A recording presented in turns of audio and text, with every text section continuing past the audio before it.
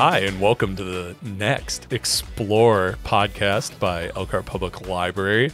I'm Sam Householder. I'm joined as always by our marketing guy, Trevor Wenzanka. And this week, the collective tattoo population of this podcast has exploded, quintupled probably, because we have our teen librarian, Zoe Hellman, on. Welcome, Zoe. Hello, thank you. And so you're our first ever guest on the podcast. So we just thought this could be kind of a fun, different way of doing the show. So why don't you tell us a little bit about yourself, or our audience a little bit about yourself? Well, like you said, my name is Zoe. I've been working at the library for almost 3 years now. Initially, I did not want to go into librarianship, actually. I wanted to be a nurse, and then that didn't really work out for me. So, what didn't you like about nursing? The tests. Okay. I'm not a great test taker, and you kind of have to be able to memorize a whole lot of information for nursing. Yeah. So, even though I think seems appropriate. Learning about the body is really cool, and how certain medications affect you and can help you and whatnot, I think that's so fascinating. But memorizing everything and then holding somebody's life potentially in my hands, that's a little freaky. So after some other jobs like bartending and working at a school, I found the library, and I love it. Yeah. I wouldn't go back. Good. Nice. And what did you do at the school? I actually worked in a library at a local middle school, and it was good. I did a lot of small tech fixes with student iPads, putting books on the shelf, little library stuff. Nice. Very nice. Mm-hmm. Would you describe yourself as cool, a cool nerd, or a nerd? I would... I don't know how cool I am. I did not realize how difficult a question this was going to be. Well, I don't know. I don't think I'm that cool. So we'll go nerd. Okay. Not even cool nerd? I mean, if you think I'm cool, then yeah, I'm a cool nerd. Well, my opinion doesn't matter to you. That's okay. I love your Frog and Toad shirt, too. We were talking about it before we came on air. Beloved characters. And you had me check out the Frog and Toad book for my daughter. Yeah. And she's have you guys been read enjoying it yet? Yes, she's been enjoying it. I do think that the one story about Toad doesn't want to come out of the water because he's in his swimsuit, that was very funny. They're cute stories. Yeah. I was unfamiliar with Frog and Toad, and in the children's room, that was a cardinal sin I realized I had committed. They're very popular down there. They were like, you never take it now. I was like, okay, well, I will. For the record, there's not much shaming that goes on in the children's room. It's just with employees. Yeah, I was going to say, they only shame the employees when one of us hasn't read something. But, yeah. So. I don't know if it's more shame versus, shock. Yeah. Because, we're surrounded by all of these great picture books all the time, and other books, too. Yeah. But, so... I guess downstairs it's a little hard to think that nobody else has read these. Yeah. What? Yeah. Because we're around them all the time. Right. Mm-hmm. But you always give really good suggestions to me for books to read to my daughter Holly, and I always appreciate that. And it's one of the best things about working at the library is that everybody does have really good suggestions. You've no never matter. suggested a book to me. You've never asked me for one. Do you think that I can't read? Oh my gosh, Trevor. Did you know I can't either? I'm a photographer. I love the library. I'm a photographer, so I get accused of not being able to read a lot. Well, the great thing is, in the children's room, we have things called Vox books or Wonder books, and they'll read to you. Thank you. You're welcome. Thanks for bringing that home. Yeah. Yeah. Tell us about your programs that you got coming up. Oh my goodness. You do so stuff, many right? programs. Yeah. Yeah. So this fall we have a lot of craft-based programs. So in September you would find DIY wreaths, miniature wreaths. that that you can decorate. They're so fun and cute. We're also doing like vision boards and pumpkin painting, and in October we'll have Franken toys and cemeteriums. So you make like, it's kind of like a faux terrarium, but make it spooky and kind of creepy. Heads? With more like skeletal heads. Okay. We're not doing the doll head planners this year. That might come back in the future. Who knows? That was so fun. That was fun. I know a couple people who still have theirs. Nice. The best part was the drilling of the holes in the head to allow for drainage. And I also did. And there was nothing else creepy. Facilities had a great time with that. What are you talking about? The other one that was my other favorite part was the all-staff call-out of, do you know where I can find dolls that I can rip the heads off of? It's an important question when you're doing that kind of programming. Yeah. Because not all dolls are suitable for it. Right. Yeah, that was a fun one. So yeah, what else? It was fun. We'll do like dried flower bookmarks. And also in October, we're going to do, it's called Into the Spiral. It's a program based around Junji Ito's horrific manga collection. He's a horror manga writer. We're big anime guys, so Yep. you don't need to tell us. Oh, No, actually Right. you do. but we'll have an art contest attached with it for fans of his work to submit their own horror art. We're also going to do like a cosplay competition. So you can either wear something inspired by his work or create your own character, or honestly, any horror character would probably be fine. Now, we have Anime Club. We've had a lot of programs like this. Is it pretty popular around here? I would say so. Yeah. The Teen Anime Club has been steadily growing over the past couple years that I've been here anyways. And they all always end up inviting their own friends, and so the club grows naturally that way. And then there's new people who find out about it, and they show up, and then they either like it or they're like, I don't know. And then sometimes I see them again later, and they're like, oh yeah, I gotta come back for that. And then they bring a friend, and then they enjoy it all over again in a different way. And we're starting up an adult anime club, right? Yeah. Can you be too old to enjoy anime? I mean, is anime right for me? Yeah. Anime could be right for you, Trevor. There's so many different kinds out there. You never know. You might find your niche. Wow. There are some sports animes out there. Oh, so now you have my attention. I mean, I know about Speed Racer. That's about it. Okay. Yeah, there's some different sport-based ones. Initial D for all the drifters. Wow. See? I guess. Sam gets I've never it. watched it, but I know about it. I know it exists. I guess we know what Sam's anime tattoo is going to be. That's right. Yes.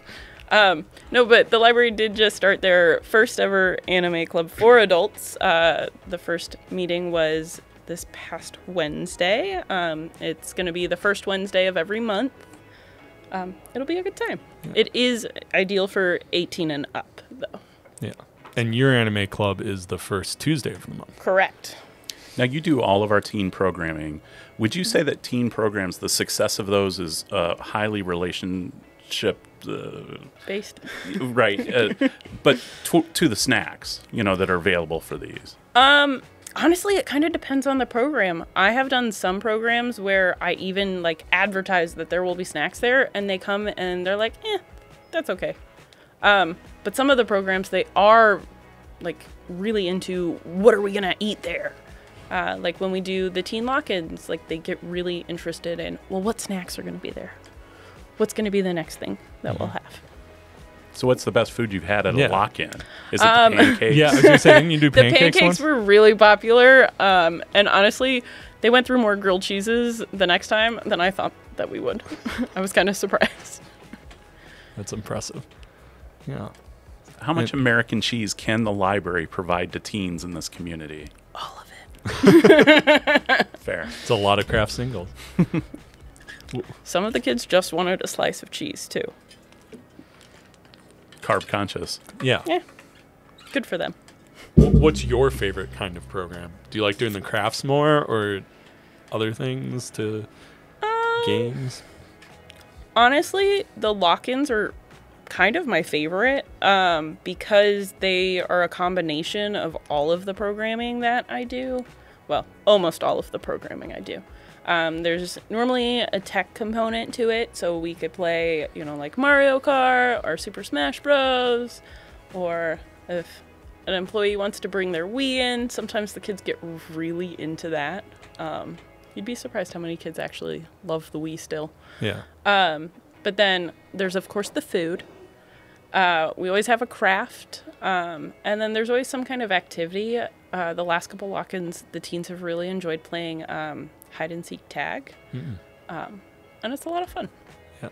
And you get the whole building The to do. whole building. Do you know the best hiding spaces? Oh, there's some really good ones. And then we have found some really awful hiding spaces.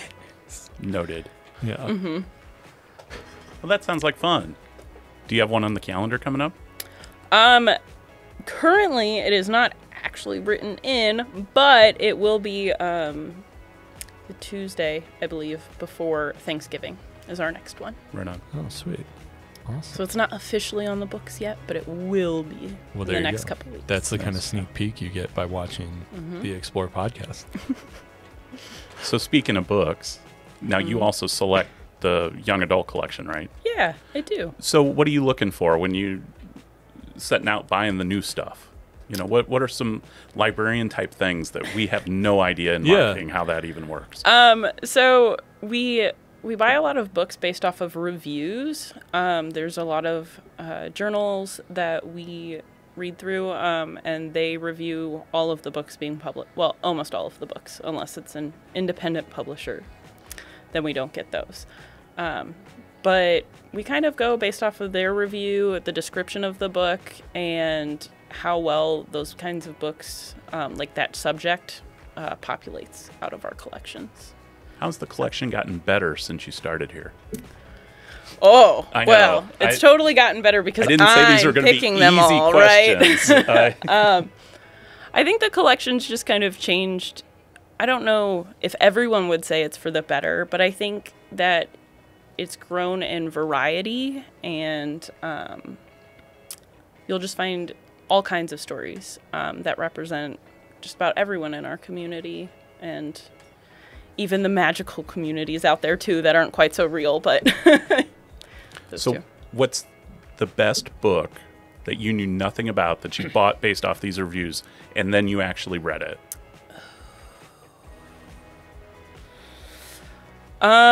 I would say What the Woods Took by Courtney Gold. I think that's how you say her last name. The reviews were really positive, but it's a horror book, and that is not my cup of tea normally, and it was really good. I didn't really see the end coming, so. And Sam, take that one home tonight. Yeah, we'll do that one at bedtime. I don't know if that one's good for a bedtime story time. Yeah, probably not. Probably not. Do you like reading the young adult? I mean, I do. I do like that. It's one of my favorite genres just because you can take like very serious topics, but then they don't have to be so heavy necessarily, you know. Because it's a young adult book, you can still add like light humor to it and change it and make it a little livelier. Yeah. And that's nice. Okay. Who's your favorite? Who's my favorite? Honestly, one of my favorite, this is going to sound funny because I just said I don't really like horror books, but one of my favorite YA authors is named Rin Chupico. Who does happen to write a ton of YA horror books. But my favorite series is called The Bone Witch. And what's it about? It's a fantasy series about a witch who has, like everyone has different magical abilities, and hers is to essentially reanimate the dead. And she fights the corruption of the witching world and whatnot, and sets balance back to the world. Would you want to be reanimated? Do I get to pick what I'm reanimated as? I mean, it was an open-ended question. I wouldn't mind. So what would you pick? Ooh, I got a couple options. A dragon, first off. I think Again that with would the be dragons. Do you have a dragon tattoo? I do. Okay, all right. It is on my foot. Okay. It is the dragon from the Harry Potter series that Harry has to get the golden egg from. Okay. What's that? It's called a Hungarian horntail. No, Harry Potter. What's that? Oh, okay. Well, it started as a book series and then became a movie, and now it's about to be a TV show. And I who fell knows? asleep And sometime when the movie started. So, true story. Okay. Well, that's okay. Yeah. They are kind of long movies, and they Very. just get darker as you go. Boy, that sounds fun. Depends on what you like, Trevor. Yeah, good job, Sam. Yeah, now I'm. Let's segue out of that one. Well, do you have any questions for us? Ooh. I don't know. What kind of teen programming do you guys think the library should start offering? I don't know any Pickleball. teens. Okay. I'll jot that one down. I'm going to have to talk to our new director to see if we can get a court. Okay. We could probably work that into either a renovation or with the new build, whichever we go with. Yeah. Pickleball. Absolutely. Ping pong would be cool. Ping pong would be cool. Or air hockey. Yeah.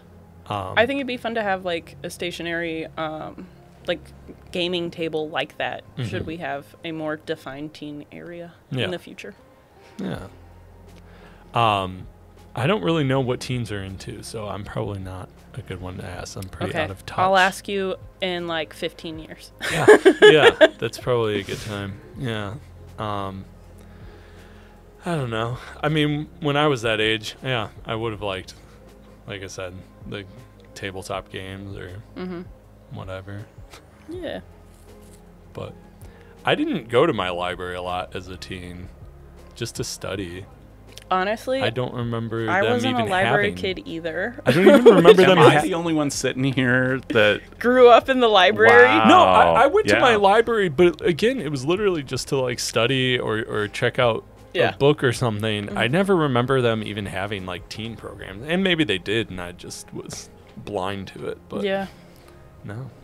Man, I was always sitting in the aisle of the sports aisle, you know, checking out Tom Seaver's autobiography and stuff. And Did you? Okay. And then I got into newspapers, and literally, that was my entire time from like 6 years old up until college. What? So. This is the second time this week Tom Seaver's autobiography. Is it like? I dropped it. Is it really like the greatest baseball? No. Or is it the worst, and that's why it gets named? It's pretty mid. Okay, Yeah. it's very mid. Yeah. All right. Who's the best baseball biography, Fred? Or just sports biography in general? I know you read a lot of baseball biography. Well, I guess you don't really call it a biography, but Boys of Summer by Roger Kahn was probably the best baseball book. True story about the Brooklyn Dodgers, you know, in the 50s and stuff. Wow, that's pretty sharp. Bill Veeck's autobiography is really top notch from when he owned the White Sox. Okay.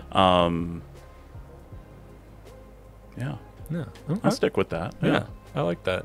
I always like sort of collections of writings from writers, either sports writers or I read Gay Talese's like an anthology of his stuff, and he wrote like for Esquire and GQ and Rolling Stone and stuff in like the 60s and the 70s, a lot of like celebrity profiles and stuff. So I always like old sports writers collections too. It's just they just don't have the space to write like that anymore. Right. Yeah, I was thinking honestly, I've never really read like long form Norman Mailer. Yeah. You know, but he wrote about Muhammad Ali and you know, that's something that I just would really want to get into. And if anybody is watching and wants to get me, you know, a present for my upcoming birthday, that would be amazing. Yeah. I really like long form magazine writing is something I've always been drawn to. And like I will read, like I remember one time I went down this rabbit hole and I was like reading these old and it was like a profile of like Jamie Lee Curtis, and it was like, this is somebody I would never care about, but it was like a really interesting profile. So that's I've spent plenty of time looking at like old Rolling Stone just to check out Hunter S. Thompson right, at the Kentucky Derby and stuff yes, like that. yeah, exactly. That's I guess bringing back, you're not in the sports world or anything, so you know, what That's okay. Yeah. What else do you have going on here at the library? What else do I have going Sorry. on? No, we'll cut that was quite a look we got off camera for this. Woo. No water bottles. No. What's coming up here? You'll be at the fall run of curbside concerts, right? I will be. Well, 3 out of the 4. Okay, I'm sorry. I have plans. Uh-huh. You're lucky it's 3 out of 4. We appreciate you, Zoe.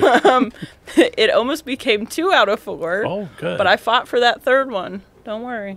Okay. Wouldn't abandon you. Thanks. Wouldn't be the same without you. No, the concerts are fun, though. Yeah. I like it. Yeah. It's a good time hanging out on Friday nights. It is. It is a good time. And like you, I mean, get to see a lot of friends. I mean, I do. People just walking out. And of course, we have Yes. a bunch of regulars now that come too. That We do have a bunch of regulars now. So I have a lot of friends who come to them, but also a lot of the people who stop by and say hi were patrons of mine when I was bartending out in the community. So it's been kind of fun to see their faces again too, in a different way. Yeah. Because you probably weren't expecting to run into them as teen librarian anymore. No, not so much. Yeah. And we really are like Cheers out there. Like, Yes. Everybody, we're the library where everybody knows your name. That is true. And yeah. So what, tell us about the bands that will be coming up at the end of the month here and into September. Right on. So we'll kick it off August 29th with Abby Thomas and the Crazy Hearts. Mm-hmm. So Abby's played up here before. Kind of got a little soulful Nashville kind of sound. Yeah, I think she played my first full year here at the library. Yep. Mm-hmm. And she's got a little bit of a different band now with her, but they still sound great, and we're really looking forward to having her back. She played our songwriter series over the summer too, so she brought up some friends from Nashville that she met in songwriting competitions and things, and they put on a really great show inside. So this will be, of course, bigger sound, more band behind her outside. And so after that, September 5th, Jigalchi, which is a jam band out of Goshen. They're a lot of fun. Expect a lot of brass instruments, probably. Oh, nice. Yeah, big sound. That'll be fun. September 12th, Tumbleweed Jumpers. They're kind of making a little reunion of things, and they're playing 3 or 4 dates this year, and we're pretty happy to have them make a stop here. So, and then we finish up September 19th with the one that Zoe won't see, which is Jake Miller and the Midwest Heat. Yes. He's a hoot. Oh yeah. Come out and listen to some fine old country. Yeah, and they mix in the band, which is like partial to me. That's my kind of music. So, yeah, that's a good time, and yeah, I enjoy that kind of music. Yeah, we try to have something for everybody, so that's why I booked them just for you. Right, totally. And I will say this year there has been a huge variety, I think, in the bands. Yeah, we really tried to. It's walking the fine line, because you want people to have music that they know, so we try to mix in some cover bands, but there's a lot of good songwriters and original talent around here too, so just kind of walking that line and, making sure that we touch all the bases. For sure. Already booking for next year. Ooh. I know. I get excited for things, and then I read things on Facebook, and maybe I'm not so excited about certain bands, but I know it's all going to be good. It will all be good. It always There's a lot of drama out there. In the music world? I no know. way. Yeah. That's, whew. Who would have thought that the music scene in Michiana was Dramatic. It's rock and roll, baby. Breaking up, making up. Jumping bands. Just like all the greats, right? Yep. Yep. It's quite a scene. It is quite a scene. Trevor, Yes. are we going to get Dr. Duke Tomato back next year, do you think? I don't know. Ooh. It's the best I can give you. He You'll have to stay tuned to find out. He definitely brought the biggest crowd we've ever seen out there. Yeah, that is for sure. That was a lot of fun, that show. Yeah, he was a hoot. I mean, he was a good guy to deal with backstage too. I was really impressed with somebody that's, slung it around for that long on the road, to come in and just be a nice guy and, cracking jokes with us as we were walking around the library and stuff. I mean, that was just a lot of fun that night, and so happy that the weather actually cooperated for once this spring. Yeah, and we could have it outside. Yeah, it's been a year, man. But we got some bands I've already reached out to for next year, some new ones. Ooh, yeah, new bands. I know. That'll be fun. New for here, definitely not new on the scene. Gotcha. Yeah, but new for here, and maybe some fun old friends too. Ooh. Yeah. Well, stay tuned. Stay tuned for that. Yeah, definitely. And the latest issue of Explore has come out. Have you had a chance to look at it? I have. My face actually makes a guest appearance. Oh, that's right. It does. Yeah. You were being silly and not photobombing and didn't realize that we would use that photo anyway. Yeah, I guess I didn't think that one through. But what's really funny is I've actually had a couple friends send me the picture of that. They're like, "You're in the magazine." Like, yep, that's me. Thanks. Wow. Glad we could do that for you. Yeah. Hey, if I didn't want my face printed everywhere, I shouldn't have posed for the camera. That's on me. It's a great picture. Yeah. Is it? So I look very happy in it. What's your favorite part of Explore magazine? Ooh. That's a great question. I actually really like how you guys laid out the programs this go around. I didn't think I would. I actually told Allison that I didn't want it that way. And she said, well, we're giving it a try. And I said, okay. But I really like that. I think it's easier to find where you want to go. It's different, but I think it's going to stick because I didn't have strong feelings in favor of it either. Okay, yeah. Because it would be different. But I think we got to a good place with the layout of it, and it's easy to understand for sure. Yeah. And as always, we'll tweak and make it better. And yeah. We just came back from a lunch meeting of breaking down and dissecting the magazine as we do, and to try and make it better next time. Always getting better and bigger, and that's what we do in marketing. Yeah. And sometimes it works. Yeah. Occasionally it works. Occasionally it's hit the reset button. But you don't know until you try. But see, when you come from the newspaper background like we do, in newspapers every day you were starting from a blank canvas, and so I think that's how we see the magazine is every time what's done is done, and now we will start fresh. And I mean, you have a template, but each one's going to be different. But not every time needs to be the first time. Yeah, but not every time needs to be the first time either. That's always true too. So yeah. Have you guys found that since coming from like the newspaper world that you have more creativity with like the magazine that you put out here? Or do you feel more limited? Yeah, Sam. That's a great question. I guess I would say that I have more creative freedom. It's just so different. You almost can't compare the two. Because working on a quarterly basis and then a daily basis, and I will say I'm shocked by the ability to uncover untold stories every time. I really thought when we started this, there was, in some ways, I was like, okay, we'll have like a 4-year run here, and then we're just going to be like dipping Look at back. the time. I guess my job's ending. Yeah, dipping back but there's always new stories here to uncover and tell and put a fresh face or perspective on something we're doing and the initiatives that we're starting. So in that way, it's always remained a challenge, and always, finding new stories to tell, people to talk to, ways to engage the community, and hopefully put out something that somebody will pick up and look at. I'd say that's exactly it. I mean, it's the chase to put something interesting in front of people, you know, and library's a lot of things to a lot of people. It is. You know, so I think that, well, you know, you might fear that it's running dry, but really there's a lot of good stories out there to tell. It's just maybe finding those connections, you know, making a relationship sometimes to get people to open up too, and feel comfortable to tell their story. And because some of them, I mean, especially when you get into, you know, telling the story of like growing readers, I mean, these are parents that, you know, they have a child who wasn't quite at grade level reading. So, I mean, they've got, you know, challenges in their lives and things.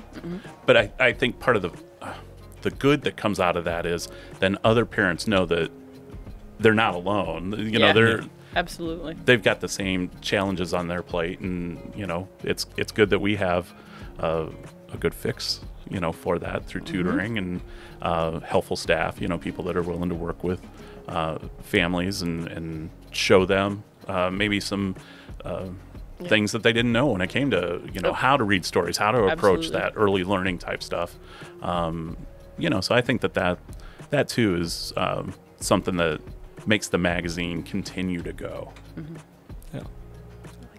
Yeah. Do you want to start writing for Explore magazine? Oh no, you do not want my writing, Trevor. Can you provide a sample so that I can be the judge of that? Maybe.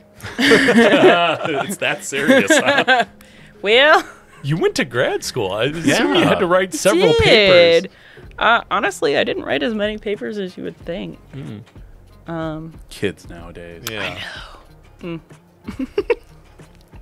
You will never find AI in Explore magazine. Ooh, I like that. I mean, I guess never say never, but right now, there's no AI. You're AI free. It's genuine in our voice. Always. It's our unintelligence showing through every quarter. It's what we do best. Yeah. So. Yeah. How are you using AI on your job? I actually don't really use it at all. Really? Good for you. Thanks. Fight the power. Yeah. Does anybody else have anything else they want to add? Or should we wrap up this episode? I don't know. Do you have enough material? I think it's been a good 20 minutes. So. Okay. Off camera. Yes, we got that. Yes. All right. He's giving us the wrap her up. Guys. Thank you, Zoe, for being the first ever guest. Yeah, thanks for having me here on the Explore podcast. Same time next month. Yeah. Oh, okay. I will have Cheryl schedule it in for me. All right. Thanks so much for watching, and like, subscribe, follow us on all the social medias, subscribe to our YouTube right down below here, and yeah, we'll talk to you soon. Thanks, Zoe.